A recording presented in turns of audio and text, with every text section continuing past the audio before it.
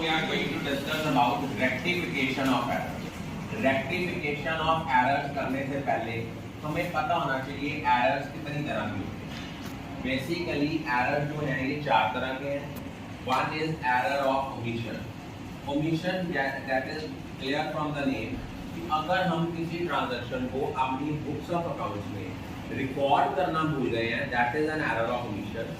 It is of two types. One is complete omission, another is partial omission. Complete omission means कि हमने पूरी की पूरी transaction record नहीं की. डेप्रिसिएशन चार्ज करनी थी एसेट्स पे, we forgot it या we omitted it. तो ना तो डेप्रिसिएशन अकाउंट इफेक्ट हुआ, ना एसेट अकाउंट इफेक्ट हुआ. अब पार्शियल ओमिशन होता है कि किसी ट्रांजैक्शन के एक एस्पेक्ट को रिकॉर्ड करते हैं बट अनदर एस्पेक्ट रिकॉर्ड नहीं करते. अगर तो पार्शियल ओमिशन है वो ट्रायल बैलेंस को इफेक्ट करता है, कंप्लीट ओमिशन ट्रायल बैलेंस को इफेक्ट नहीं करता. नेक्स्ट है error of commission. Error of commission का मतलब होता है why are you late with the error of commission. Error of commission का मतलब होता है wrong recording, wrong posting, wrong carry forward होने के कारण जब ट्रायल बैलेंस जो है आपकी बुक्स ऑफ अकाउंट्स में कोई एरर कमिट होता है उसको हम एरर ऑफ कमीशन बोलते हैं.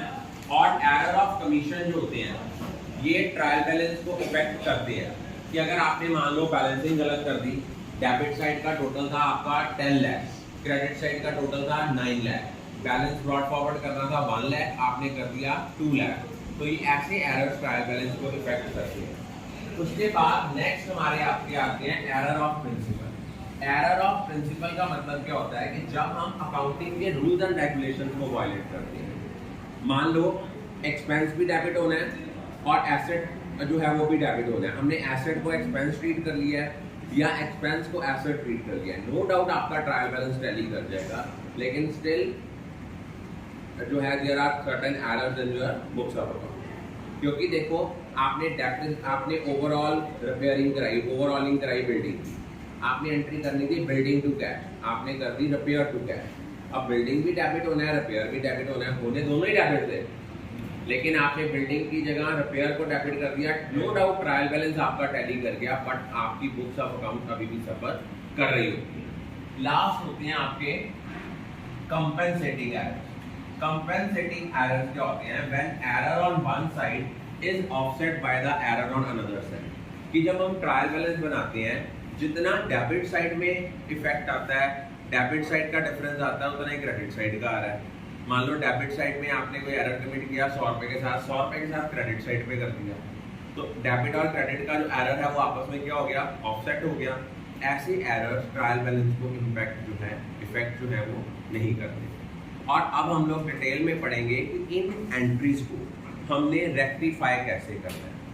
अगर हमारी सिंपल ट्रांजैक्शन है, अगर हमने रेक्टिफिकेशन ऑफ एरर है, रेक्टिफिकेशन ऑफ एरर का क्वेश्चन कर रहे हैं, लेकिन वहां लिखा है सस्पेंस अकाउंट के बिना, सिंपल है. फॉर एग्जांपल जैसे वहां लिखा हुआ है cash received from Ram ₹2000 credited to Shyam account. अब इन क्वेश्चंस को करने का तरीका क्या होता है? सबसे पहले हमने यहाँ लिखना है करेक्ट एंट्री. जब हम इसकी करेक्ट एंट्री आनी थी cash account debit to Ram's account, ये एंट्री आनी थी आपकी 2000 के साथ. हमने उसके बाद लिखनी है इनकरेक्ट एंट्री. इनकरेक्ट एंट्री क्या कर दी? हमने कैश अकाउंट को तो डेबिट किया लेकिन क्रेडिट कर दिया गलती से श्याम अकाउंट को. हमने एंट्री की cash account debit to Shyam account. अब देखो इसको रेक्टिफाई करने के लिए हमने यहाँ पे करनी है रेक्टिफाइंग एंट्री. बुक में ऐसे नहीं दिया हुआ, लेकिन अगर आप ऐसे करते हो आपका क्वेश्चन गलत नहीं होता. अब देखो हमने इस अकाउंट इसको रेक्टिफाई करना है. श्याम के अकाउंट को गलती से क्रेडिट कर दिया था. इसको ठीक करने के लिए हम क्या करेंगे? श्याम के अकाउंट को डेबिट कर देंगे. Shyam account debit 2000 to Ram के अकाउंट को क्रेडिट किया नहीं था, वो कर दिया. रेक्टिफाइंग एंट्री हो गई Shyam account debit to Ram.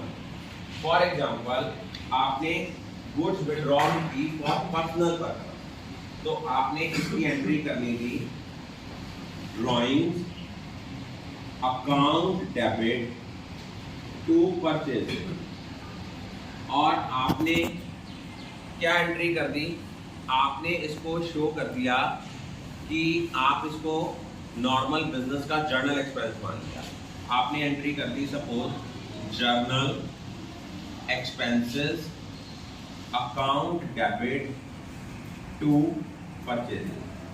अब देखो आपने गलती से जर्नल एक्सपेंसेस को क्या कर दिया, डेबिट। इसके इफेक्ट को खत्म करने के लिए हम क्या करेंगे, इसको क्रेडिट। जर्नल एक्सपेंसेस जो है ये हमारा क्या हो जाएगा, क्रेडिट, क्योंकि गलती से हमने इसको क्या कर लिया था, डेबिट, और ड्राइंग को डेबिट करना था वो किया नहीं, तो रेक्टिफाइंग एंट्री आ गई drawing account debit to journal expense. For example आपने बिल्डिंग की वाइट वॉशिंग कराई, तो आपने एंट्री करनी थी repair account debit to cash.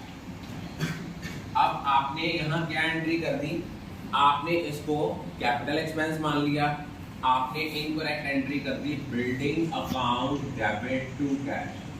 अगर पेपर में ऐसा क्वेश्चन आए और वो आपको कहे आइडेंटिफाई करो ये एरर कौन सा है, it is an error of principle. अब आप लोगों ने इस एरर को कैसे रेक्टिफाई करना है, आपने इस एरर को रेक्टिफाई करना है, रिपेयर जो थी ये तो हमारी डेबिट होनी थी, करी नहीं, बिल्डिंग को गलती से डेबिट कर दिया, इसका इफेक्ट खत्म करने के लिए हम इसको क्या करेंगे, क्रेडिट कर देंगे। ये वो रेक्टिफिकेशन ऑफ एरर्स की ट्रांजैक्शन है जिनमें हमने सस्पेंस अकाउंट ओपन करने की जरूरत हमें नहीं पड़ी। I think all of you are clear.